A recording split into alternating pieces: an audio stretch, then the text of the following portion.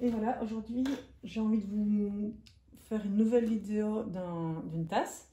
Parce que la première vidéo que j'ai faite, on ne voyait pas très bien et en plus, c'était pas dans le bon sens. Donc voilà.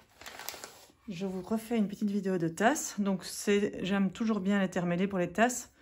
Même si des terres mêlées, j'en fais de moins en moins. Mais j'aimerais bien, pour des petits objets comme ça, je trouve que c'est quand même chouette.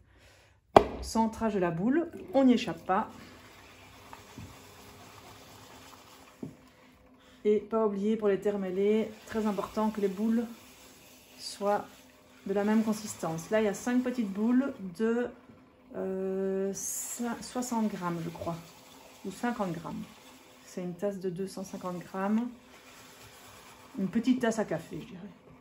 Donc, centrage. Et une fois qu'on l'a bien centré, on essaie de déjà diminuer la base. Et donc là, on va avoir, en poussant ici avec mon pouce et mon doigt, j'essaie de repousser la base un peu plus loin et refaire un dos, mais d'avoir quelque chose déjà une base assez étroite, parce que comme ma base de ma tasse à café va être plus étroite, donc c'est quand même chouette qu'elle ne soit pas toute élargie, sinon ce sera difficile pour monter la matière. Donc je creuse, je garde ma main gauche vraiment contre ma terre, et alors je vais venir creuser doucement avec mon pouce qui est bien bloqué contre mon autre main, et je creuse tout doux en faisant gaffe de ne pas aller trop loin évidemment. Donc là j'écarte un tout petit peu, pas trop. Toujours le soin de mon bord. Et puis là je vais monter. Je vais monter tout doucement en pressant. Donc toujours avec ma main, enfin je dis toujours, mais si c'est la première fois que vous voyez ici, c'est avec ma main droite, mon index qui va venir contre, et comme je dois passer par le cylindre pour faire la tasse, je vais pousser vers l'intérieur. Ma main gauche avec le C qui vient contre, et je vais presser entre ces deux doigts-là dans le sens vertical. Donc je vais vitesse beaucoup plus lente, et je monte tout doux. Mais j'essaye je pousse avec ma main droite plus vers l'intérieur. Même si ma poussée entre les deux, avec la paroi, est à peu près la même, mais ma poussée de main droite vient vers l'intérieur. Sinon, ça a tendance à s'écarter. Hein.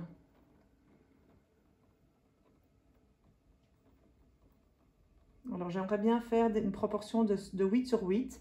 Donc, 8 de diamètre, 8 de hauteur. Et pour ça, cylindre d'abord, de toute façon, on n'a pas le choix. Et puis, on peut écarter déjà un petit peu sur la fin. Je regarde, j'ai toujours ma petite dimension là. Je suis à 7 et déjà à 8. Mais je sais qu'en écartant, je diminue la hauteur. Donc, faire gaffe à ça. Et du bout des doigts, donc c'est toujours comme ça. Donc, j'ai mes doigts à l'intérieur, mes doigts à l'extérieur. Et puis, hop, ici, mon doigt à l'extérieur, qui est bien stable. Et je l'agrandis pour avoir 8-8.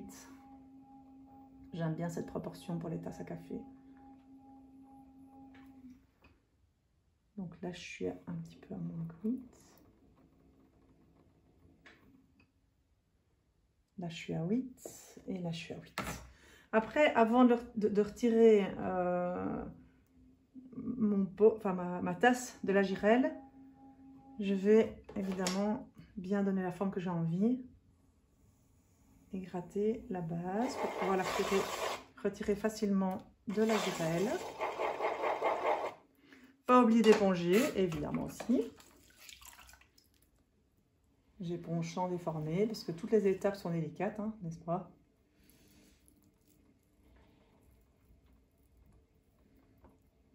Voilà. Et voilà. Pour retirer, je n'aime pas de travailler avec des plaquettes en métal. Donc, en général, ce que je fais, c'est que je mets de l'eau claire derrière avec le fil. Je fais un fil de pêche hein, assez fin.